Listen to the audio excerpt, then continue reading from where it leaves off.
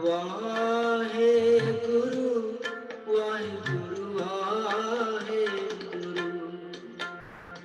Vaheguru,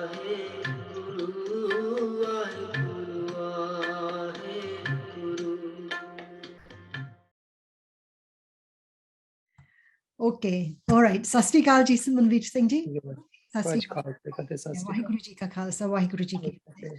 So today we're going to talk about symbology and leadership. So first of all, let me ask you a question about our symbolic use of the titles Gaur and Singh. You know, we know what these words mean literally, but symbolically, there's a sense of kinship, there's a sense of community, there's a sense of connectedness and empathy for those who we know in our circles, in our communities, that are called Gaur and Singh. So in terms of leadership, we need to have affinity with people. We need to feel an empathy for people.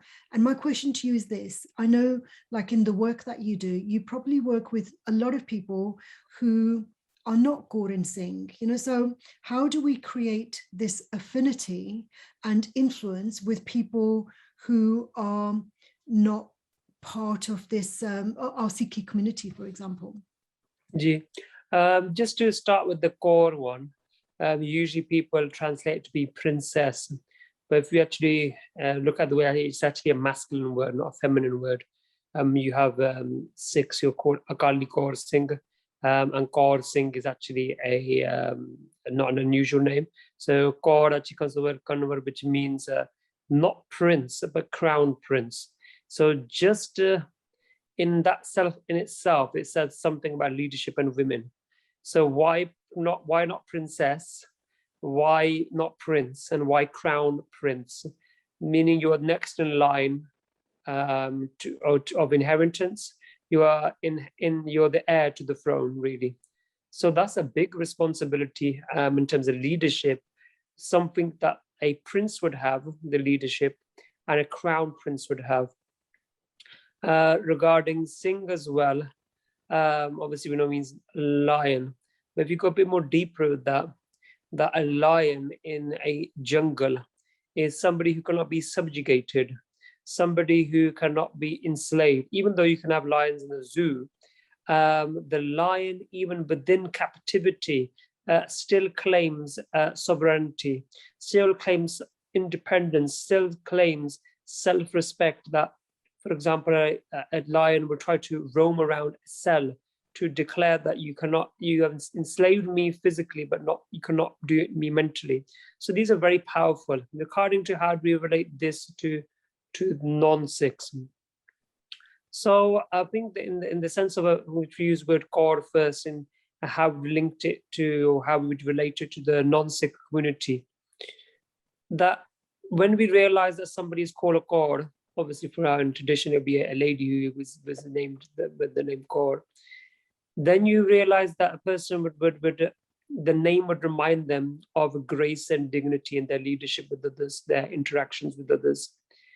If you think about how you would expect a prince of a nation, a crown prince of a nation to act, you're actually an ambassador. But here you're an ambassador of the divine. You're an ambassador, not only ambassador, you are the heir to the throne.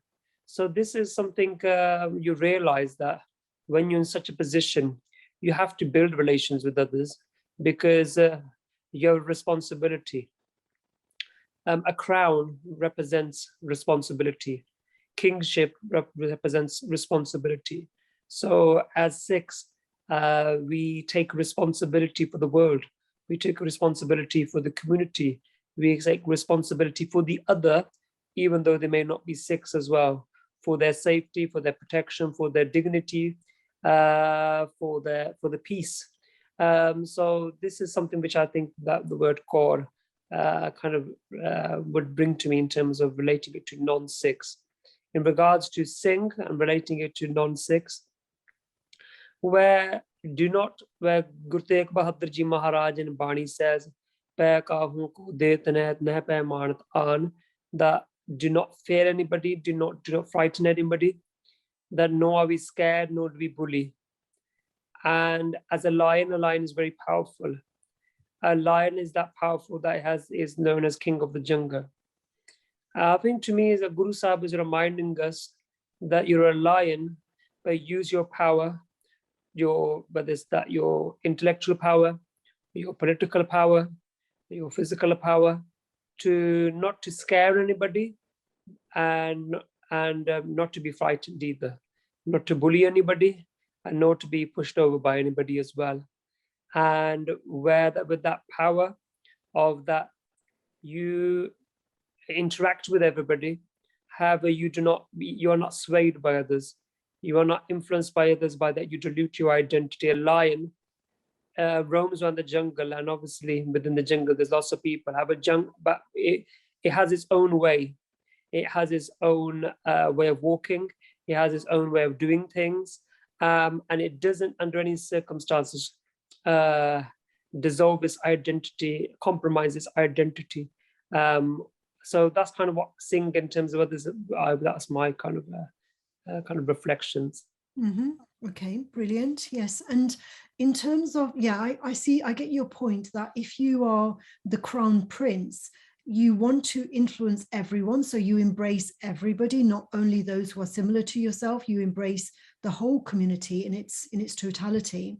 And when you're protecting, you protect everyone, regardless of whether they are part of your own family or not. You know, that's the responsibility of somebody who is a Singh. But we know that in terms of our own responsibility, but what about the others who don't know what Gaur and Singh is? It's like, how do we gain the trust? How do we gain the respect in terms of our own leadership, you know, like from the others, like how others view us? That's to be done by example, that anybody gets to know you for your actions. This is how we get to know the divine. This is how we get to know Vaheguru Ji, get to know God. Tab sarb naam kathe kavan karam naam barna sumat. In Jap Sahib, Guru Sahib says that all the tab sarb naam, I describe all the names of you, but you have no names. And the names I do describe of you are based on your actions. Just as the divine is described by his actions, is known by his actions, just as by the signs, Gave ko daat jan nishan, by the gifts of God, we know them as signs of him. Just as that the gifts we give to others, of our kindness, of our attitude, of our dealings with them, these are kind of gifts we share, what we share with others. This is how they will know this. This then will become our signpost. This will become our insignia. So it's by our actions, the words we say. And this is why in Ardas we ask for Vasahadan, Prosadan. And Vasadan hunda hai, Vasadan means, Vasa means trust, and Prosa means faith. They're very similar, but in the Ardas we ask for them. Now, if you ask somebody why are we praying for Vasadan, for trust, and why praying for faith, literally, if somebody may think that we're asking that, oh God, may we trust you and may we have faith in you. However, if we go slightly, I think, from a different perspective, yes, God, may we have trust in you and faith in you, but we also ask for the gift, because these are dat, these are dana, these are dans, these are gifts. We ask for gifts. We're also asking for the gift that Vaheguru Ji, please may you bless me, that people have trust in me. Vaheguru Ji, please bless me that people have faith in me. Just as I may have trust and faith in you, people have trust and faith in me as well.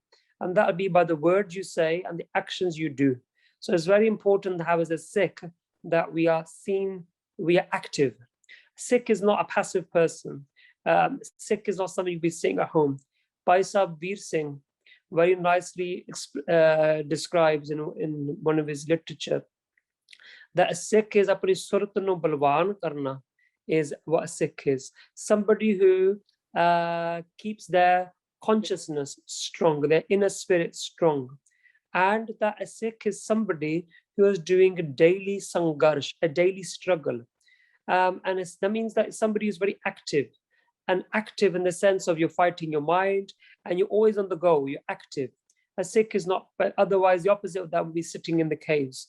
So Sikhs throughout history got to be known by others, whether it was the Muslim community, the Hindu community, whether it was the yogi community, through their actions, they made themselves relevant to the lives of others. They made themselves relevant to society. And that's how Sikhs others get to know Sikhs, that we become relevant to them in times of need, in times of peace, and in times of depravity, in the times of war. That a Sikh is always relevant to their lives, whether it's emotionally, spiritually, whether it's going to the Gurdwara having langar, whether it's wiping the tears of sadness of somebody and giving them hope. This is how Sikhs, throughout history, if we look, became known by others. And this is for us to lead as well. Yeah, absolutely. Yeah, totally. And it's about demonstrating that we are not impartial, that we are not subject to favoritism, that it's not simply that, oh, we only care about our own community, we care about the broader community, we care about people regardless of who is vulnerable. It doesn't have to be a Sikh who's vulnerable, it can be anyone who's vulnerable, and that we would protect and defend their rights regardless of who they are. And definitely. Okay, so let's talk about Gurmukhi then. So, as you know, Gurmukhi was given to us by Guru Nanak Dev Ji and Guru Angad Dev Ji. They created the Gurmukhi Script to transcribe the Gurbani. And at that time, this was innovative because the Gurmukhi didn't exist. And at the time, the languages that were written were Farsi, Hindi, Arabic, but the Gurus gave us our own script, for transcribing Punjabi. And so this was an example of innovation designed to meet the needs of the masses so that people would be empowered through being able to become literate. And so my question about this innovation, because innovation and leadership go hand in hand, in what way are we being innovative now in terms of how we're using our education? How are we using Gurmukhi to empower ourselves and others? Well, in regards of connecting with others, there are now in today's age, there are Sikhs from different countries. You have Sikhs in China, you have Sikhs in Japan, which are native to these countries. I'm not talking about Punjabis or migrated. You have Sikhs of all different colors, whether it's from Sweden, from Jamaica, whether it's in Mexico, Argentina, and so on. So it's natural where you first had a community, which we thought were just Punjabis, but even that's a myth. Even during the times from Guru Nanak Dev Ji, or whether it's up to the time of Guru Gobind Singh Ji, there were Sikhs living outside of the Indian subcontinent. Whether there was in Afghanistan, there were Sikhs living in Iraq, there were Sikhs living in China, and so on. They were followers of Guru Nanak Dev Ji, which we call Guru Nanak Namaleva. So actually, but if you just come to the modern kind of our myth or our misunderstanding that Sikhs are just Punjabis. Actually, Sikhi goes beyond boundaries, and today we see Sikhs of all different nations, ethnicities. Now we go, they're also in this country, there are Sikhs born who are from the Punjabi community, born in this country, like myself, and now you have second, third generations. Every person from now, I'm a second generation, then the next generation will be the third generation, and they'll probably identify with English as their language. That'll be kind of what the language they'll be comfortable with, which they'll be conversing with. In so much diversity, where you have Chinese speaking Sikhs, where you have French speaking Sikhs, and so on. The beauty of the Guru's farsightedness, the beauty of the Guru's innovation of Gurmukhi, or revelation, should I say, that is that it actually is a universality. Even though we are so different, it's a universal script and a universal language which we can all identify ourselves with. So within diversity, there is some sort of continuity, which when you are leading a community of diverse, so that in itself just kind of gives us an understanding that the Gurus envisioned Sikhs to be diverse. And in a community of diversity, there is still a continuity, because any leadership, continuity is very important. with any project or with anything. There's always continuity is very important. Allowing diversity as well, allowing the free flow as well. So where we can have discourse in any language, where we can have reflections in any language, where we can get together and we can translate Gurbani in any language, there is always a continuity. There is always something which links us all together, that all of our prayers will be in Gurmukhi. And when we read from Guru Granth Sahib Ji Maharaj, that is in Gurmukhi. And when we are trying to reflect and understand the Gurbani, we'll be using the grammar based on Gurmukhi as well. So this is something which I think is very important. Within any team, you have that, you allow for it to grow and flourish and take its course, and you allow it to have that kind of free space. At the same time, there's a continuity and something which always brings everybody back together. And it's so wonderful and beautiful that you have white American Sikhs, you have Chinese Sikhs who actually learn Gurmukhi. They sing Kirtan in Gurmukhi. And that's kind of what unites us all. And in this universal language, which is expressed in the script of Gurmukhi. Okay. Yes, I wasn't aware of Chinese Sikhs, for example. Yes. Yeah. It's not very well known, is it? Yeah. Because I heard a shab, they were singing Tan Tan Guram Das Gur Janisariya Tene Savare. They were doing Kirtan, and they've had the star on. And when I was in Amritsar, I met native Singhaniya Amritari Gur Sikhs from Taiwan, and the other one was from Singapore. And it was like, wow. And they were just wearing Barna Khalsa dress. So it's again the one thing which kind of within that diversity, where we would struggle to kind of sometimes able to relate to somebody, what that university which brings all together is Gurmukhi. Similar in the Islamic tradition, where you could be a Muslim from any part of the world, but when you pray together, you literally come together in a literal sense, that you're in the universal language of Arabic. And that's what Guru Sahib has also given us. But we're lucky that it's also in the Gurbani revealed in poetry and in music, which is universal in itself. And that's why youngsters in this country, they're more influenced by Kirtan. You'll see a youngster who's disconnected from a faith, but when he attends a Kirtan program, he seems to be moved that there's something here, and then that's where the journey starts. So it's amazing how Kirtan and the power of music has an effect. Yeah, the power of sound is universal. Sound, yes, yeah, sound.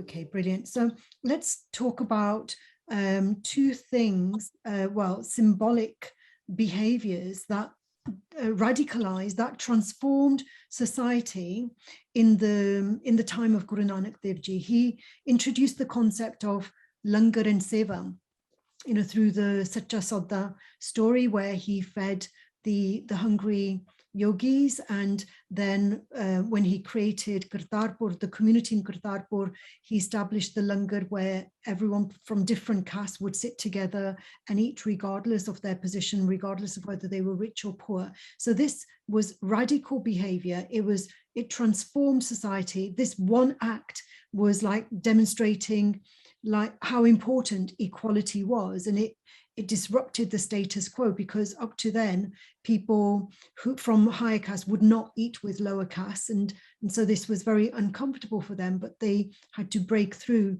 the thing. So in terms of transformation, in terms of radical transformation like this, it's like, how are we transforming society through our actions to create a more egalitarian society, especially in the UK and places like this, where we don't have a caste system, but we do have inequalities in terms of the minorities are very often at the bottom rung of the ladder invisibly, although opportunities exist, but nevertheless, there is this kind of divide, I suppose, between those in power and those not in power. Hanji, I work in the prison service as a chaplain, and when I'm on my rounds and interacting with various prisoners of non-Sikhs, it's amazing how someone will smile at you and say, "Hello, I really love Sikh. I really love the Sikh community. You Sikhs are lovely people. And the reason they said that is because they said I was homeless. And when I was homeless, it was the Sikhs who would always help me. That not in the Gurdwara, we've gone beyond the Gurdwara, where in the city center, in the town center, they would be giving cups of tea, giving food, but not just food, they'd be giving clothes as well, and helping. So that was kind of touching. So we realized how even in this country, we are making our Sikhi relevant to others. And I remember there was one person who said, "Can I shake your hand?" This is many years ago. And he said, "I want to say thank you to you." And I said, "Why are you saying this?" My friend was homeless, and it's only because of the Sikhs today he has a job, and he's leading a good life. He said he went to Smad Guru Nanak Gurdwara, and he was homeless, where he thought he would maybe judged, but he was scared and came in. And when he sat down, someone said, "Oh, you can have langar." He went to have langar, and somebody said, "Excuse me, young man, you look like you haven't had a shower. Would you like, I think it'd be good for you to clean up. Do you want to use our showers to clean up?" He said, "Thank you very much." He had a shower, and that Gursik also gave him some clothes. He said, "Young man, do you have any skills in building or carpentry?" He then gave him a job and said, "Here." Not only did they give me food, they gave me dignity. They allowed me to have a wash, have a shower, and then they offered me a job. And he says, and this is somebody else affected. So today, it's not just the langar, it's actually the langar, not of only food, the langar of kindness, which has become in part of our DNA. You can tell a lot about a community by its leader, because the leader's qualities get reflected within the community it's led by. Our history is a reflective of the leadership of our gurus, and that's why we're very proud of our history. And even today, we may not be perfect. We may not be perfect reflections of our gurus. However, there are some glimmers in our daily behaviors or within our community behavior, even though it might be perfect, that where we see the Guru Nanak's DNA of Vandake Shakana, or to submerge Jod hai soe, that the divine light is within all, shining in our actions. And it's really nice how Sikhs, in their personal lives on a micro level or a macro level, are still making themselves very relevant. And I think that people are realizing that where they identify someone as a Sikh or somebody who is a follower of Guru Nanak's path, that there's somebody they can trust and they can get help to. And I see that the Nishan Sahib reflects this. Wonderful that our gurus, again, far-sighted leadership, that they had a Nishan Sahib, a flag, an insignia to outside the Gurdwara Sahib. Now, this insignia is also the same color as our dastar, our turban. So the traditional color is blue, which the Nahang Singhs have preserved. According to historical, when you look at manuscripts, in the time of Guru Gobind Singh Ji, the color was blue. However, the color has also been yellow during the time of Guru Har Gobind Sahib Ji, the sixth Guru. So, and then during the time of Guru Nanak Dev Ji, the Nishan Sahib was white. So from white to yellow to blue. And these colors mean something. If you look at the yellow color, yellow signifies spring. Spring represents happiness. Whoever will come here will leave happily. Whoever will come here is offered happiness. Whether it's happiness of the body, happiness by being physically, your thirst quenched, your physical hunger taken away, or just spiritually, or any of your needs, you will leave as a happier person coming here. You can see kind of, and that's what a Sikh represents. Whoever comes to a Sikh, that they should leave happier. Then the blue color represents the color of the sky, which the Nahang Singh tradition has today preserved. That the blue color, that's why I color the star of blue is one of the main colors. This is the color of the perceived color of the sky, the perceived color of the ocean. Ocean and the sky is vast, very deep.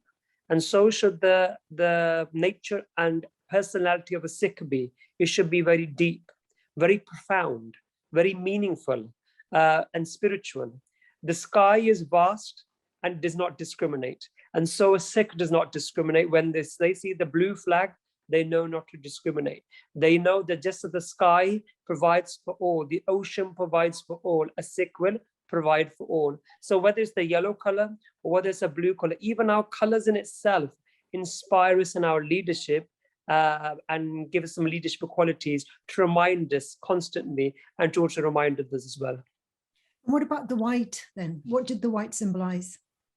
White, I haven't actually gone into it. The ones which I've read on is the yellow and the blue. However, white traditionally represented peace. That even to this day, the white flag is that don't attack, that we are peacemakers. And I think that's, it fits in quite well if you think about from Guru Nanak Dev Ji to Guru Arjan Dev Ji, where the white flag, if you look at Patta Dibani, the white flag is also suggested in Gurbani during that time of Guru Amar Das Ji Maharaj in Goindwal Sahib. There should be a white flag, that these are peacemakers, that the Sikhs are here to heal. We are healers of the world. We are peacemakers of the world. We are here just as to bring, to quench the inner fire and to extinguish the fire within through Simran, through Gurbani, meditation, through connecting with the divine, that the Guru Nanak Sikhs have a mission to also extinguish the fire of hostility, of greed, of hatred, which is we see manifested in different ways in society. So I think that's a befitting color as well, white as well. And that's why these are, when we take Amrit, the four traditional colors which the Khalsa is connected with in terms of the stars are yellow, blue, white, and black. The black color came into existence only in the 20th century during the British Raj, when the Sikhs would protest against atrocities of the British through peaceful protests. Today we talk about Martin Luther King. Our ancestors, not only we sometimes always see them as, you know, people who fought fighting with swords, they were fighting through mass peaceful protests, which are very organized in a systematic way, peaceful agitation, because at that time, Sikhs were not in a position that they could fight with this power, which is a superpower, and they were helpless in a physical sense. So they used the power of peaceful protest. And during that time, the flag that they used was the black flag, and that's when black stars, black turbans came into existence, and where anybody wearing a black star, a sign of protest, used to be arrested, and prisons were, and even the Maharaja of Nabha was arrested, where Raja Maharaja Rapudaman Singh, for wearing a black star and for allowing people within his kingdom to wear black as a protest. So again, that again has a symbolic today as well. Black Lives Matter, where the Sikh lives matter today. We have many atrocities happening against our own community. That actually a Sikh is there who is not going to just sit down, but we're very active. We will stand up in whatever way. I might not have the capability of doing much, but even by me just doing a little bit, and just give my small contribution, just means that I'm living up to the legacy of Guru Nanak Dev Ji. A bird may not able to put out the fire in the jungle, but a bird carrying one drop of water and dropping that one drop of water on the jungle, in history that bird will be honored, that the bird did whatever it was capable of. And that's only a Sikh can be asked of whatever you are capable of, you do the best of what you can. That's a very powerful metaphor. That's a very powerful metaphor, isn't it? Of the bird just dropping one tiny little drop of water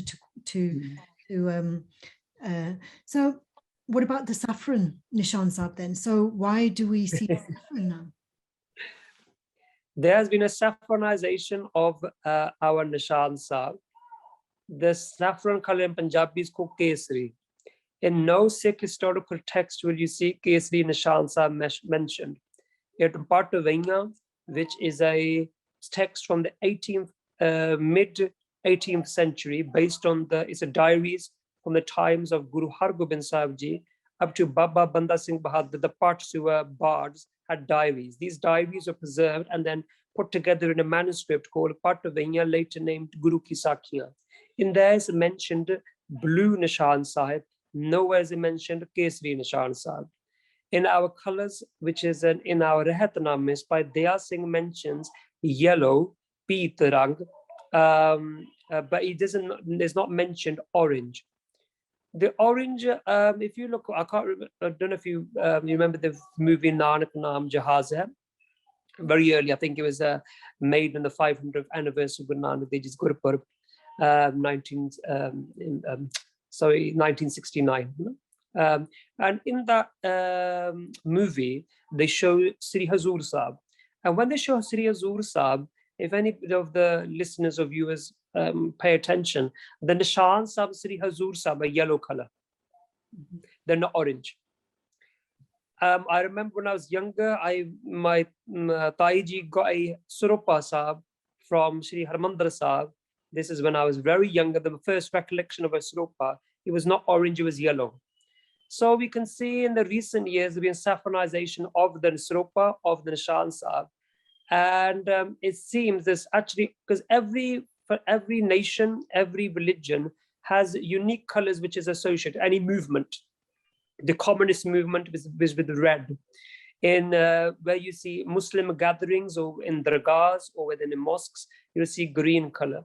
Whether it's Buddhist gatherings, you see brown is often used, or you'll see very dark orange color, similar to the monk robes. So every community, organization, mission, or a group of people who are on a mission, they usually have a flag, and that flag is usually being unique. And the Khalsa's flag is unique as well. And orange flag is not unique, because if you look at orange today, orange is the same color used by BJP, Bharatiya Janata Party, is the same flag color used by the Shiv Sena. The same orange flag, if you go to a RSS and the Rashtriya Swayam Sangh, the Sangha, they were tongue twister, their gathering, the right-wing Hindu extremist group, that is orange. And sometimes the person may be confused that, oh, is that a gathering of Sikhs? Or because of modern days, we use a lot of orange, but actually is it a Nagar Kirtan? No, it's actually a gathering. I've actually got pictures of comparing and contrasting whether it was actually a right-wing Hindu gathering of the RSS and VHP groups, and it's very easily you could think it's a Nagar Kirtan.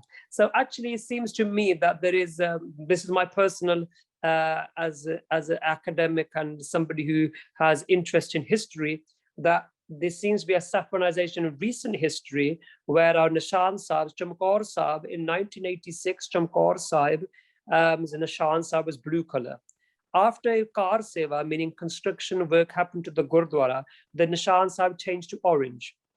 And you see this happening at other places. And you see where right-wing people who are aligned to this extremist ideology of Mr. Modi and his religious party, which is behind him, the extreme ideological party I'm talking about, that their same colors when they're sitting down wearing material on their around their neck is the same as our Srupa. So either they borrowed it from us or we borrowed it from them.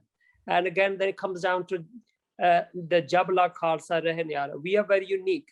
The Khalsa is very unique in everything it does. And that uniqueness is part of our leadership, which I think Guru Sahib's a unique, fresh approach to life, to our institutions. And there's a uniqueness, a freshness. And somehow, to me, I feel very uneasy with this. But I'm not saying we should lose sleep of it. It's not, in one sense, it's not something that is alarming in the sense of somebody's got an orange Nishan Sahib, oh my God. But it's something we should be mindful of, and we should, within ourselves, be thinking of how to readdress that, to go back to the originality, to authenticity, because within authenticity, there's always the message and wisdom, the Guru lies within that. Like I mentioned, the colors yellow, what it represents. However, I must say that the Sikhs kind of adopted orange during the 1980s Sangharsh or struggle. After 1984, even I was talking to somebody who works at Harmandir Sahib, he was actually arrested during the attack in 1984. He said the Nishan Sahib, Baba Deep Singh's Gurdwara and other places at that particular time were yellow, but he said they became orange after 1984 attack. But he did mention that the freedom fighter Sikhs who were leading the movement at that time, they actually asked people to wear orange chunniya and to wear orange patake and to wear orange stars. And orange became a kind of a sign of defiance and a sign of, you can say, their sovereignty. So it's a color which I think Sikhs and modern history and that history have adopted. So it's not something which I say is anti-Sikh. So it's some very modern roots of the orange color linked to those that particular moment when the militancy was happening, and the Sikhs of that time, they decided to get people to wear orange which a bit like the Rajowana protest. I don't know if you remember, everybody was wearing orange. Go orange. There's like slogans as well based on orange. So I think the sentiments we can agree with. However, the historical roots is something else. Yeah, because that reminds me of Gurmukhi, because the Gurus gave us our own script. They didn't say, oh, let's just kind of like try and, yes, reinvent the wheel for yeah. Okay, so now let me ask you about Guru Gobind Singh Ji and the symbolism of the horse and the falcon. And in terms of leadership, in those days, the people from lower caste were not allowed to ride horses. Riding horses was only for the ruling classes, for those, the lower caste were not expected to be in leadership positions. And so when I look at the image of Guru Gobind Singh Ji on his horse, it reminds me of rising above our station, because very often in the professional world, when we feel oppressed, it's as though we're not being allowed to rise above our station. It's as though we have been pigeonholed into a particular category that we can rise and become professional and experts up to a particular point, but then above that, we're not allowed to rise above it. And this is like leadership. It's like saying, no, everyone can ride a horse. Guru Gobind Singh Ji, he didn't discriminate against like those who could ride horses and those who were not allowed to ride horses. So this was, like the langar, another act of radical transformation of society, wasn't it? Yes, definitely. The falcon is a sign of sovereignty, or it does not accept slavery, is not dependent on anybody.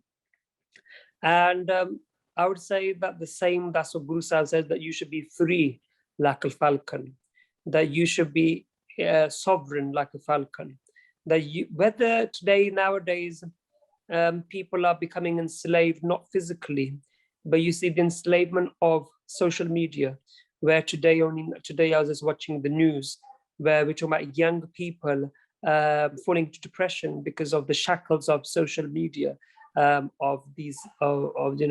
certain things that they think they have to live up to, whether it's fashion, being the shackles of fashion and the ways of the world, of pleasing others. So Guru Sahib has always told us Guru Sahib has taught us to be free, and to be free, whether from all aspects, I would say, and to let's say fly like a free bird. And at the same time, but the falcon, when it does fly, it flies with grace, with dignity. And that's one thing. Even though we may be free, we are not free from world. We fly with dignity and grace. In Sikh leadership, that we may not conform with all traditional ways of doing things.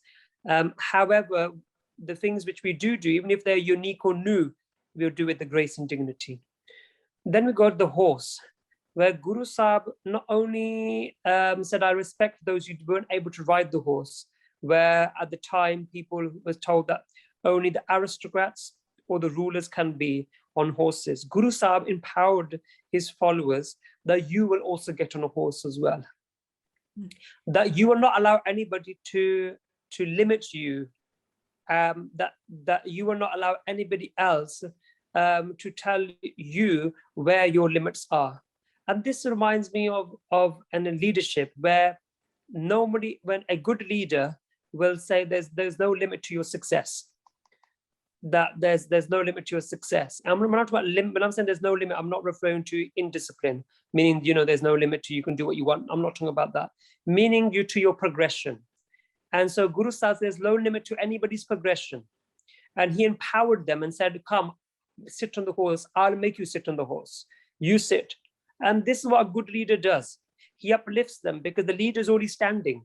And this leader, if he's strong, he can then pick up the others as well, and he empowers them. And then that's what Sikh said. When that person becomes strong enough to stand up, then he becomes so strong that he helps the other person who's on the floor to stand up again. So those Sikhs who got on the horses, they then helped other people to get on the horses. The horses represents that defiance against those who think they can oppress you, defiance against those who say you cannot do this. That people today as well, oh, you can't do that. Who are you? Whether it's in domestic violence, where somebody is emotionally being violent to somebody by telling them you are useless, you are worthless. Whether it's bullying at school, whether it's in the workplace, and someone tell you can't get that position. Who are you? You know, why are you applying? But this is the kind of the spirit of that horse, is saying that no, my gurus told me that the sky is the limit in terms of what I can do with his grace. Obviously, that's not led by ego, that's led by grace. That's led with humility, and realizing that at the end, that the power working within me and you is a power of the divine, and always have that humility. Because the world works by ego, but the Khalsa or the followers of the Guru, they work not by ego, but by humility, and remembering that behind the I is the you. Absolutely, and there has to be the relationship between the horse and the rider, because if there's no relationship, fantastic, you're not going to get very good. That's a really nice pen. You like that? Yeah. Okay, brilliant. So Manvir Singh ji, you have this has been an amazing conversation. I've really learned a lot from you. You've obviously studied and in depth and researched, and I thank you for all your wisdom. Bless you, Benji. Waji Khalsa Fateh ji. Thank you very much for the opportunity. Okay. Bless you. Thank you.